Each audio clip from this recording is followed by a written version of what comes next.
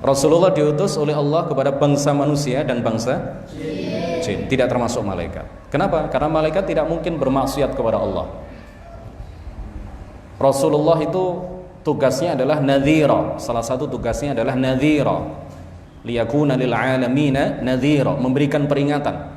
Malaikat nggak perlu diberi peringatan. Karena malaikat itu diciptakan oleh Allah Subhanahu wa taala sebagai hamba-hambanya yang selalu taat kepada Allah dan tidak pernah bermaksiat, tidak pernah berbuat dosa kepada Allah. Setiap saat, setiap detik yang dilakukan malaikat adalah taat, taat, taat, dan taat.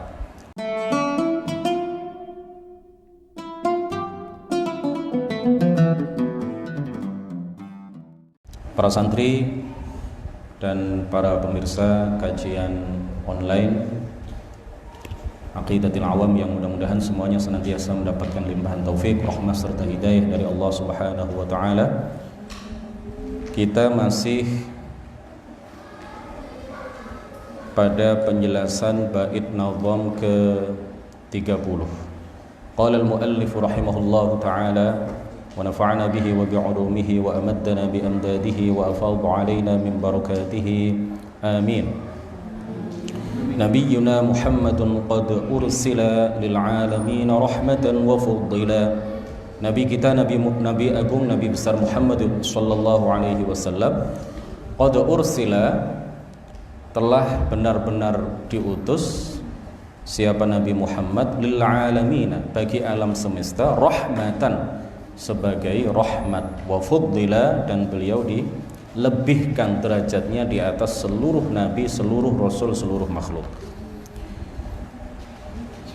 Allah Subhanahu wa taala memberitahukan kepada kita di dalam sebuah ayat Al-Qur'an, dan juga memberitahukan kepada baginda Nabi Muhammad sallallahu alaihi wasallam, wa ma arsalnaka illa rahmatan lil alamin, dan tidaklah aku, kata Allah, mengutusmu wahai Muhammad kecuali sebagai rahmat atas seluruh alam. Rasulullah adalah rahmat bagi semesta alam. Rasulullah adalah rahmat yang Allah hadiahkan kepada semesta alam. Di dalam sebuah hadis Rasulullah menegaskan, innama ana ar-rahmatul muhdah, aku ini tiada lain adalah rahmat yang dihadiahkan oleh Allah Subhanahu wa taala kepada kalian semua. Jadi hadiah paling besar, rahmat paling agung yang Allah hadiahkan kepada kita semua adalah kelahiran Kanjeng Nabi Muhammad sallallahu alaihi wasallam. Beliau adalah rahmat yang menerangi jalan orang-orang yang pada saat itu hidup dalam jahiliyah, hidup dalam kebodohan yang luar biasa, hidup dalam kesesatan, kekufuran, kemusyrikan yang luar biasa. Pada saat itu menjadi kebiasaan di kalangan orang-orang pada masa jahiliyah, ketika terlahir seorang bayi perempuan, maka keluarga yang mendapatkan bayi perempuan itu marah. Mereka juga menanggung malu, lalu mengubur hidup-hidup bayi perempuan itu. Ini kan kejahiliahan yang luar biasa. Ini adalah kebodohan yang luar biasa. Kalau terlahir dari kalangan keluarga mereka bayi dengan jenis kelamin laki-laki, mereka bangganya luar biasa, membanggakan bayi laki-laki itu di hadapan masyarakat di sekitarnya, di hadapan kaumnya. Tetapi kalau terlahir di kalangan keluarga mereka bayi dengan jenis kelamin perempuan, mereka menanggung malu. Mereka juga marah-marah, merah padam muka mereka. Kemudian apa yang mereka lakukan? Iblis dan bala tentaranya membisikkan kepada mereka, kubur saja bayi perempuanmu itu hidup-hidup. Karena bisikan-bisikan, godaan-godaan iblis, sehingga mereka tidak menggunakan akal sehat mereka. mereka tidak menggunakan kewarasan berpikir mereka, sehingga kemudian mereka menuruti, melaksanakan apa yang dibisikkan oleh iblis kepada mereka. Mereka juga biasa tawaf, ya, ala mereka pada saat itu mengelilingi Ka'bah itu dengan telanjang bulat.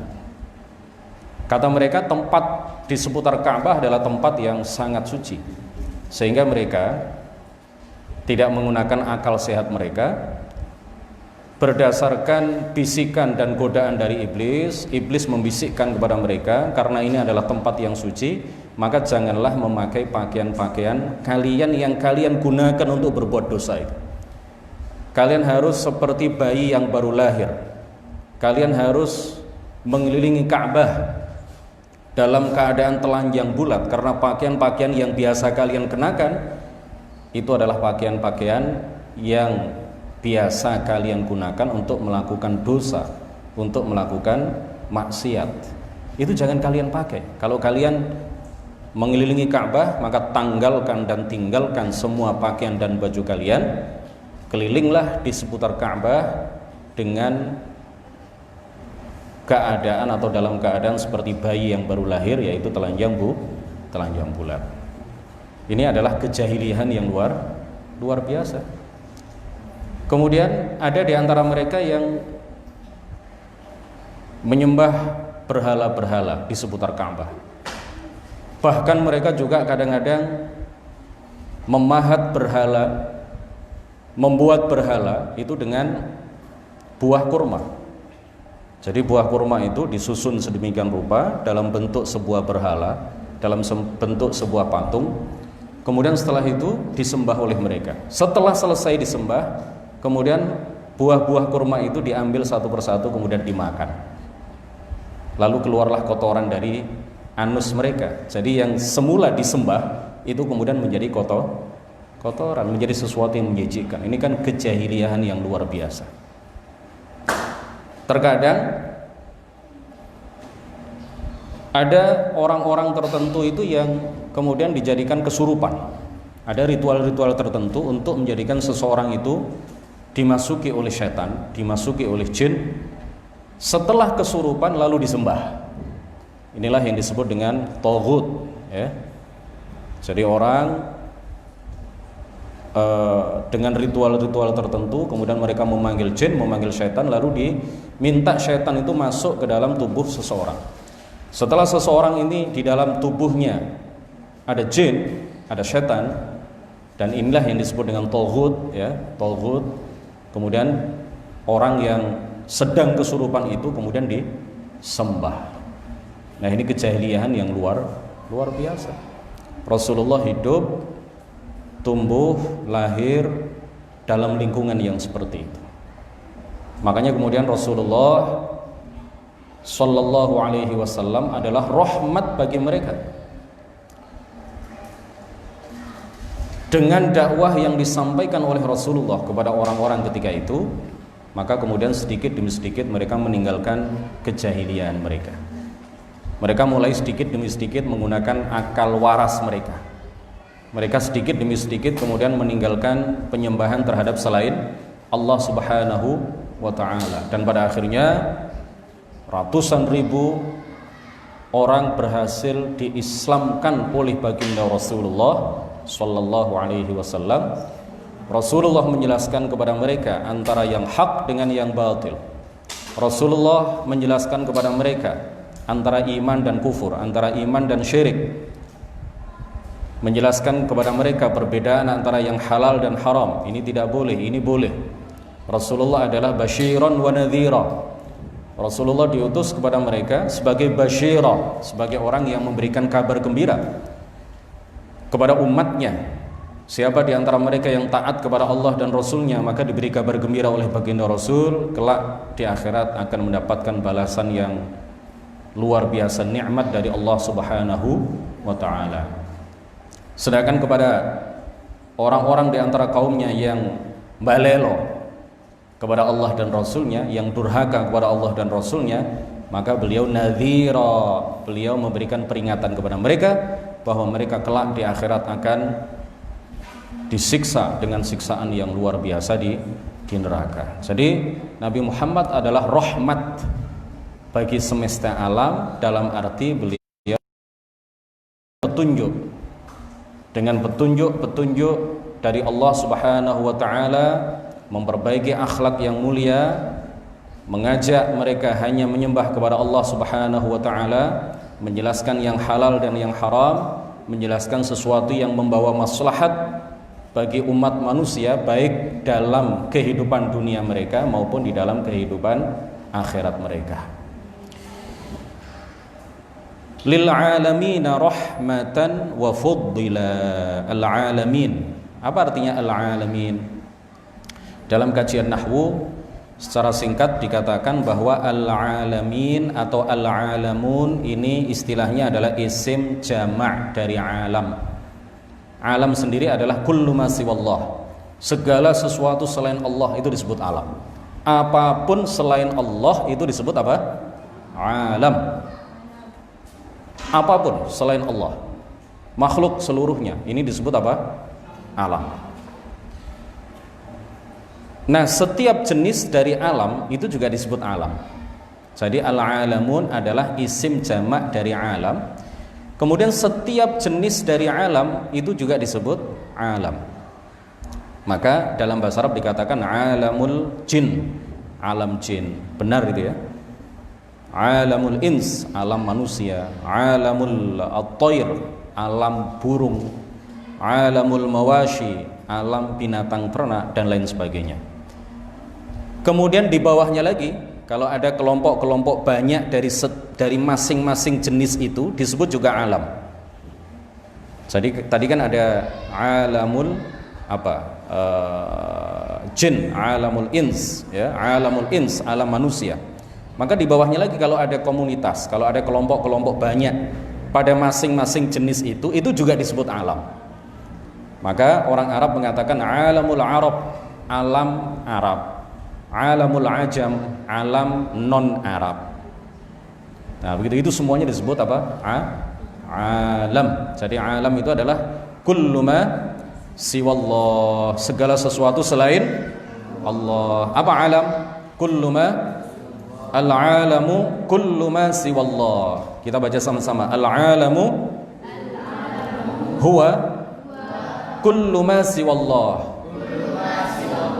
Alam adalah segala sesuatu selain Allah Subhanahu wa ta'ala. Nah, karena Allah adalah pencipta alam, maka Allah berbeda dengan alam. Karena Allah adalah pencipta alam semesta, maka Allah berbeda dengan alam. Allah berbeda dengan manusia, karena manusia adalah bagian dari alam. Allah berbeda dengan binatang, Allah berbeda dengan bulan, bintang, matahari, langit, apa-apa yang ada di antara langit dan bumi. Allah berbeda dengan apapun dan siapapun yang termasuk bagian dari alam ini. Artinya apa? Allah berbeda dengan segala sesuatu. Karena alam tadi pengertiannya apa? Al-alamu kullallah. Alam itu adalah segala sesuatu selain Allah.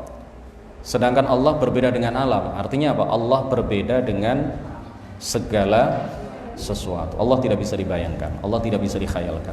Kalau di antara alam kita lihat makhluknya, ada yang di atas, di bawah, di kanan, kiri, depan, belakang. Allah sebagai pencipta alam, maka Allah tidak butuh kepada tempat. Kalau Allah butuh kepada tempat, itu artinya Allah tidak ada bedanya dengan alam, tidak ada bedanya dengan makhluk yang ada di alam ini. Jadi Allah tidak bisa dibayangkan. Kemudian di dalam sebuah ayat dikatakan, ditegaskan oleh Allah Subhanahu wa ta'ala, liyakuna lil alamina nadhira. Apa? Liyakuna lil alamina nadhira. Rasulullah itu diutus sebagai pemberi peringatan kepada alam semesta. Pemberi peringatan kepada alam semesta. Nah, yang dimaksud al-alamin di dalam ayat ini, apakah termasuk juga alam benda-benda yang tidak berakal, makhluk-makhluk yang tidak berakal? Apakah Rasulullah juga diutus kepada makhluk-makhluk yang tidak berakal? Para ulama mengatakan tidak. Jadi al-alamin itu tergantung konteksnya, ya, tergantung konteksnya, di dalam konteks ayat yang tadi kita baca, wa ma arsalnaka illa rahmatan lil alamin, dan tidaklah aku, kata Allah, mengutus engkau wahai Muhammad kecuali sebagai rahmat kepada alam semesta. Alam semesta di dalam ayat ini artinya adalah ats-tsaqalain, al-ins wal jin, manusia dan jin. Bukan Allah mengutus Rasulullah untuk binatang, ya, untuk burung misalkan, enggak. Tetapi Allah mengutus Nabi Muhammad Rasulullah sallallahu alaihi wasallam kepada bangsa manusia dan bangsa jin. Beliau tidak diutus untuk binatang, beliau tidak diutus untuk burung misalkan dan lain sebagainya. Karena di dalam ayat yang lain Allah menegaskan abaliyakuna lil alamin nadhira. Rasulullah itu diutus sebagai pemberi peringatan. Nah, yang bisa diberi peringatan itu siapa? Manusia dan jin. Masa Allah mengutus beliau sebagai pemberi peringatan kepada burung, kepada tokek, ya, kepada kera, kepada gajah, kepada singa, kepada harimau dan binatang-binatang yang lain? Kan tidak, kan? Ya. Jadi yang Rasulullah diutus oleh Allah Subhanahu wa taala kepada bangsa manusia dan bangsa jin. Nah, apakah al-alamun atau al-alamin? Rasulullah diutus kepada al-alamin, kepada semesta alam. Kalau binatang dan burung tadi tidak termasuk, apakah malaikat itu termasuk? Apakah Rasulullah diutus kepada para malaikat? Ada perbedaan pendapat di kalangan para ulama. Pendapat yang kuat, pendapat yang benar bahwa malaikat tidak termasuk ke dalam al-alamin, ya. Wa ma arsalnaka illa rahmatan lil alamin. Jadi Rasulullah itu hanya diutus kepada bangsa manusia dan bangsa jin. Rasulullah diutus oleh Allah kepada bangsa manusia dan bangsa jin, tidak termasuk malaikat. Kenapa? Karena malaikat tidak mungkin bermaksiat kepada Allah. Rasulullah itu tugasnya adalah nadhira. Salah satu tugasnya adalah nadhira. Liyakuna lil alamina nadhira, memberikan peringatan. Malaikat nggak perlu diberi peringatan, karena malaikat itu diciptakan oleh Allah Subhanahu wa taala sebagai hamba-hambanya yang selalu taat kepada Allah dan tidak pernah bermaksiat, tidak pernah berbuat dosa kepada Allah. Setiap saat, setiap detik yang dilakukan malaikat adalah taat dan taat. Setiap detik, setiap saat yang dilakukan oleh malaikat adalah berzikir, bertasbih, bertahmid, beribadah, berbuat taat, menjalankan perintah Allah Subhanahu wa taala dan tidak pernah durhaka, tidak pernah bermaksiat terhadap apa yang Allah perintahkan kepada mereka.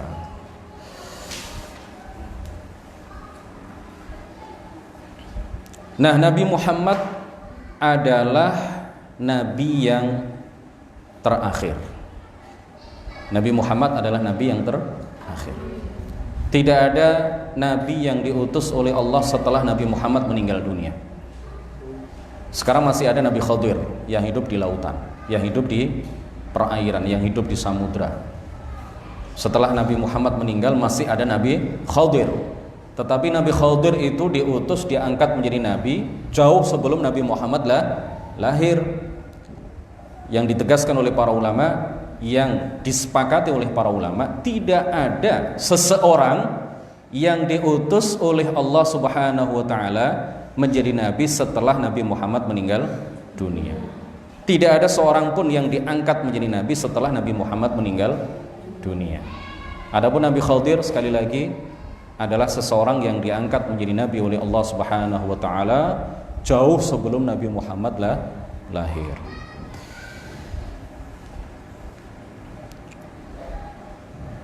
Nah, yang perlu kita ketahui juga adalah para nabi sebelum Nabi Muhammad sallallahu alaihi wasallam, masing-masing dari mereka diutus kepada daerah tertentu, kepada kaum tertentu. Jibril mengatakan misalkan kepada seorang nabi, wahai Nabi fulan, engkau diutus untuk kaum fulan. Wahai Nabi fulan, engkau diutus ke daerah fulan. Nasnya begitu. Wahyu yang Allah turunkan kepada seorang nabi sebelum datangnya Nabi Muhammad sallallahu alaihi wasallam, itu dinas masing-masing dari mereka menjadi nabi untuk kaum tertentu atau untuk daerah tertentu.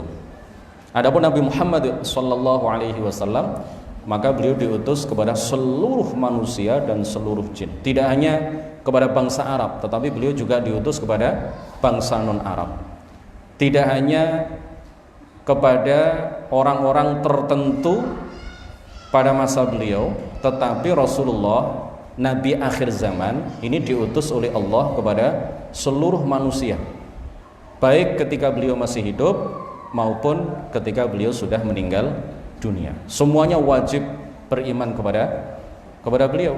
Kalau tidak beriman kepada beliau, kemudian mati dalam keadaan kafir, mati dalam keadaan tidak beriman kepada Allah dan Rasulnya, yaitu Muhammad sallallahu alaihi wasallam, maka orang tersebut dipastikan di akhirat masuk neraka selama-lamanya. Tetapi ingat,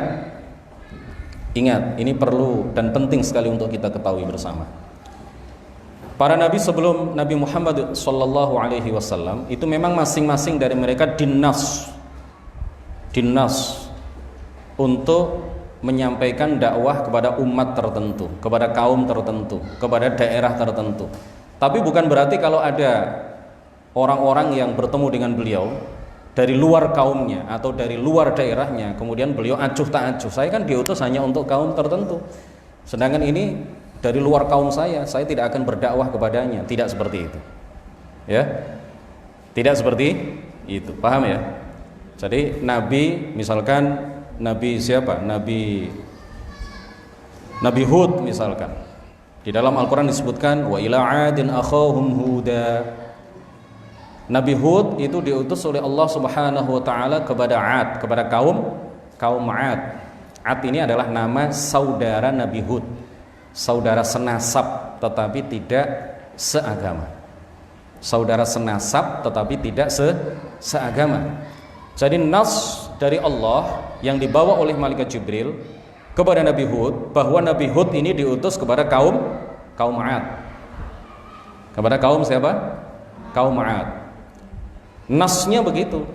Tetapi kalau seandainya beliau bertemu dengan orang-orang di luar kaum 'Ad, apakah beliau acuh tak acuh kemudian tidak mau berdakwah kepada mereka? Beliau tetap berdakwah kepada siapapun. Beliau tetap berdakwah kepada kaumnya maupun kepada non kaumnya yang barangkali dalam perjalanan hidup beliau bertemu dengan beberapa orang yang bukan dari kaumnya.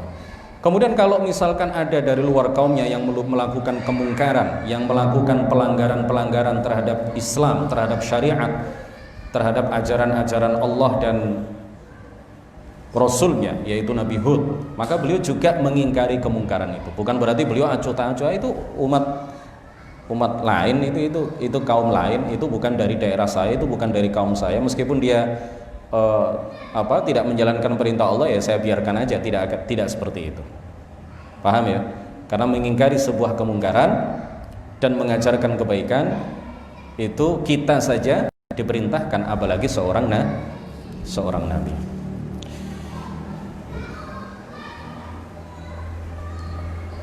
Nabiyuna Muhammadun qad ursila lil alamin rahmatan wa fuddila.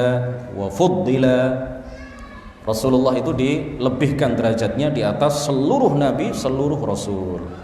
Wajib kita yakini bahwa Nabi Muhammad sallallahu alaihi wasallam derajatnya di atas derajat seluruh nabi. Derajatnya di atas derajat seluruh rasul.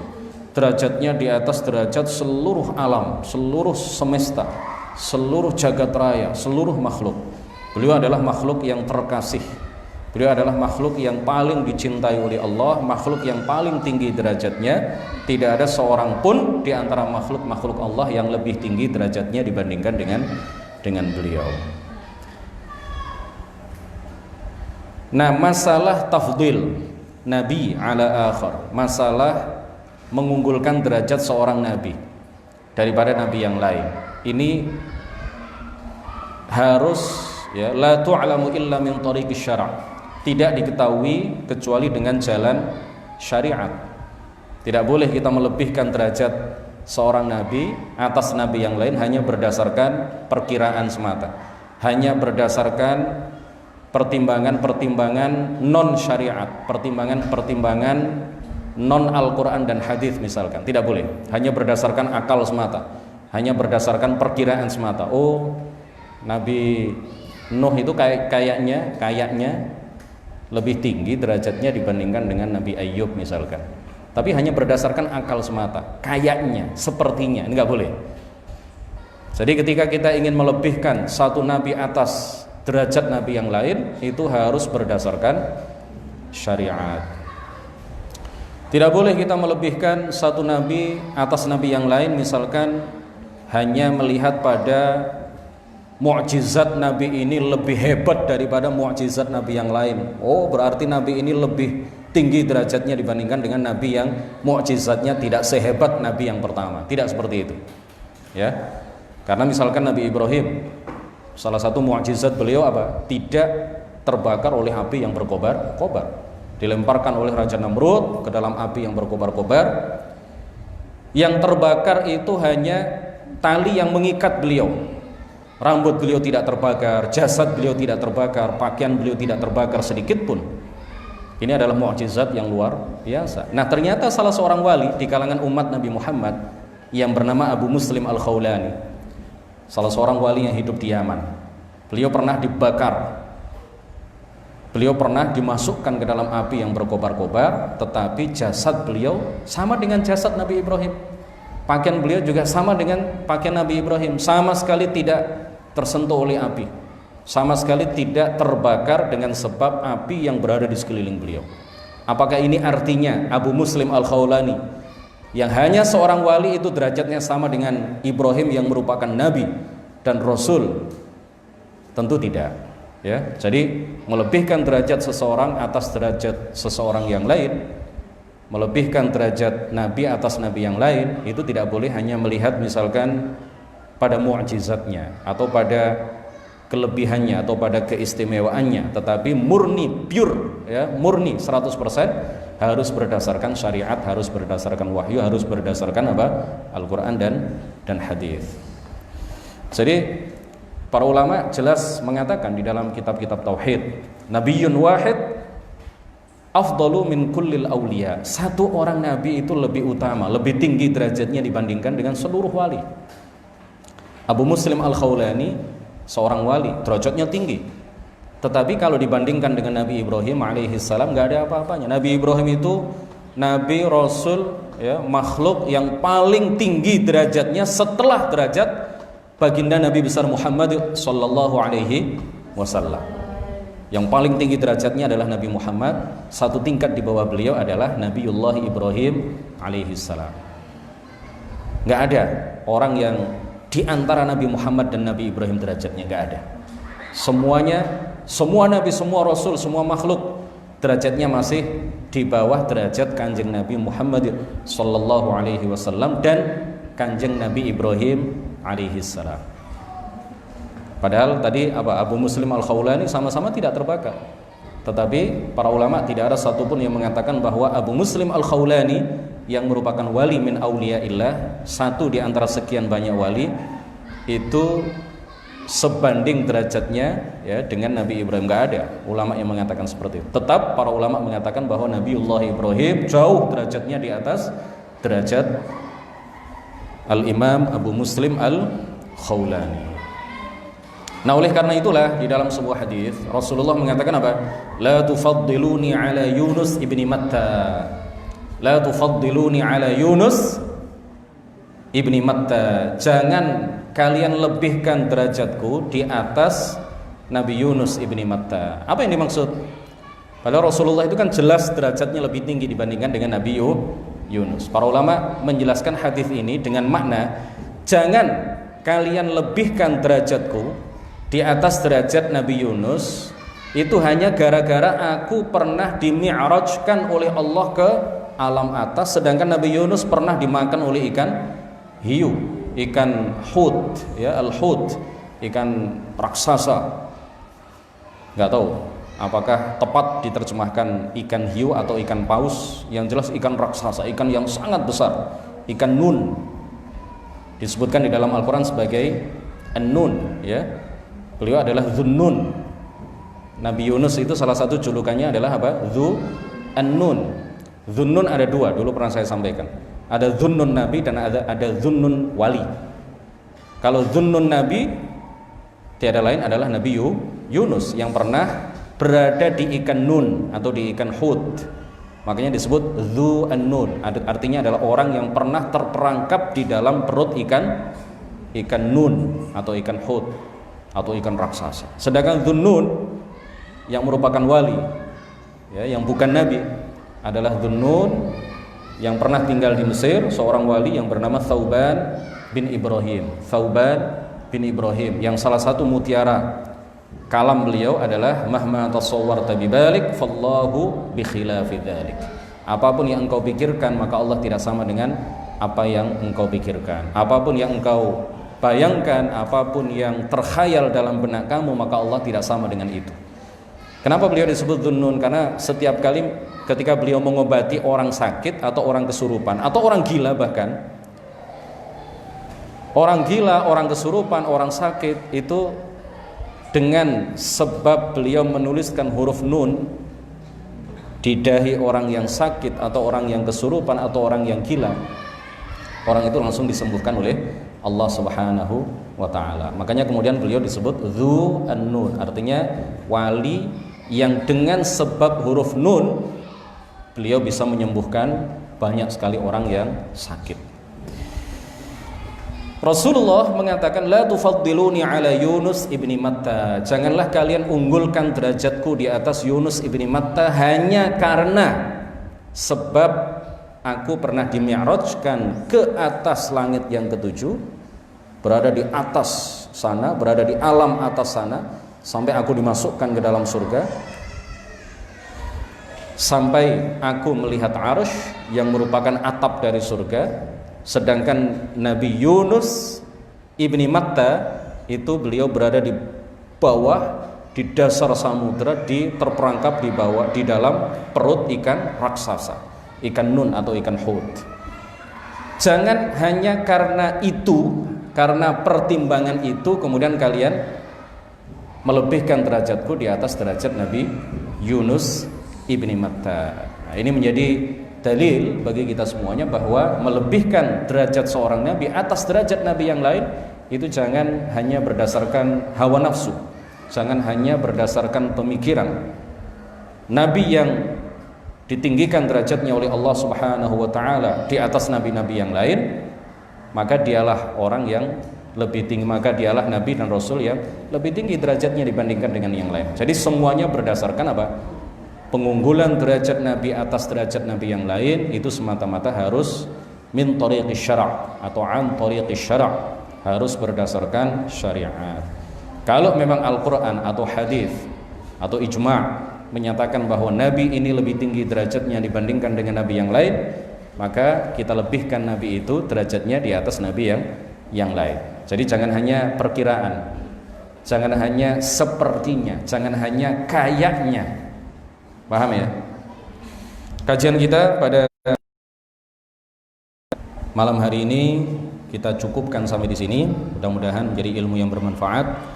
Insyaallah masih panjang pembahasan kita terkait dengan sirah nabawiyah, sirah Rasulullah, perjalanan hidup atau sejarah hidup Rasulullah sallallahu alaihi wasallam yang disebutkan di dalam bait-bait terakhir di dalam kitab Aqidatul Awam, yang dijadikan oleh pengarang kitab Aqidatul Awam sebagai penutup dari seluruh kajian yang beliau tuangkan di dalam kitab Aqidatul Awam.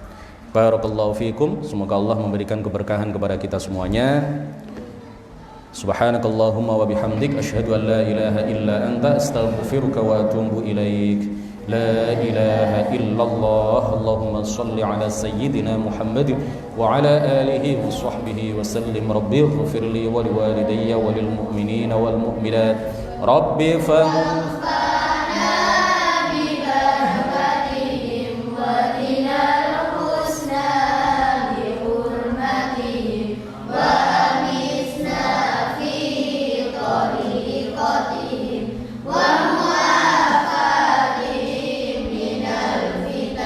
Wassalamualaikum warahmatullahi wabarakatuh.